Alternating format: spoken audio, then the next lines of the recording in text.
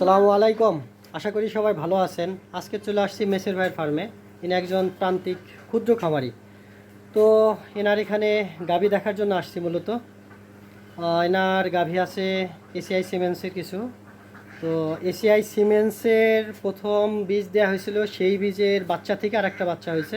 তো সেই বাচ্চার পারফরমেন্স প্লাস দুধের রেকর্ড সম্বন্ধে ওনার কাছ থেকে কিছু জানবো। চলুন জেনে আসি। তো ভাইজান কেমন আছেন? ভালো। ভালো।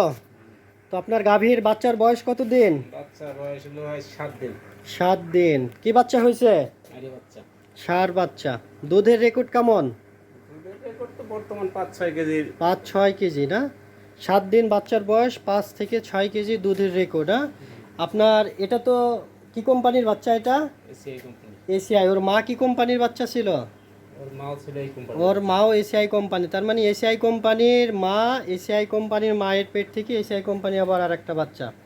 তো মা এবং বাচ্চার জাত পার্সেন্ট হিসাবে আপনি এসিআই কোম্পানির বীজ সম্বন্ধে কি ধারণা পোষণ করেন? মোটামুটি বেশ ভালোই আর কি। মানে বীজ বীজ নিয়ে আপনি সন্তুষ্ট? হ্যাঁ, আশা করি আর কি। আসলে আজকের ভিডিওটা অন্যরকম হওয়ার কারণ হলো মেসের আলী ভাই ক্যামেরার সামনে কথা বলতে সংকোচ বোধ বা অস্বস্তি বোধ করতেছিল, বিধায় তার সাক্ষাৎকারটা সম্পূর্ণ নেওয়া হলো না। আসলে প্রত্যেকটা মানুষই তো আসলে একরকম হয় না। কিছু কিছু মানুষের কিছু কিছু পরিবর্তন, কিছু কিছু চাহিদা, এই ধরনের কিছু থাকে।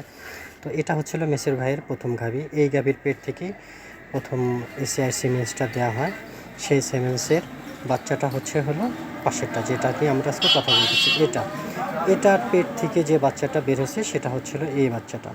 তা এখন হচ্ছিল মেসের ভাইয়ের ওই প্রথম কালো গাভীর এটা প্রথম বাচ্চা, প্রথম বাচ্চার এটা হচ্ছিল প্রথম বাচ্চা। তো এটা হচ্ছিল কালো গাভীর দ্বিতীয় বাচ্চা।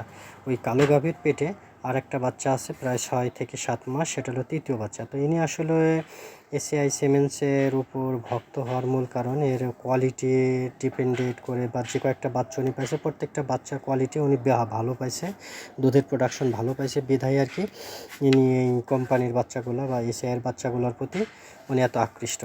এই কারণে তো আপনাদের উদ্দেশ্যে একটা কথাই বলবো, আপনারা যে কোম্পানির এই বীজ ব্যবহার করেন না কেন, ভালো জাত এবং ভালো মানের বীজ ব্যবহার করবেন, তাতে আপনারা উপকৃত হবেন এবং ভালো বা জাত বা উন্নত জাত পাবেন।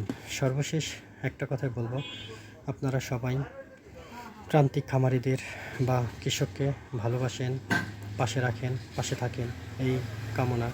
আল্লাহ হাফেজ।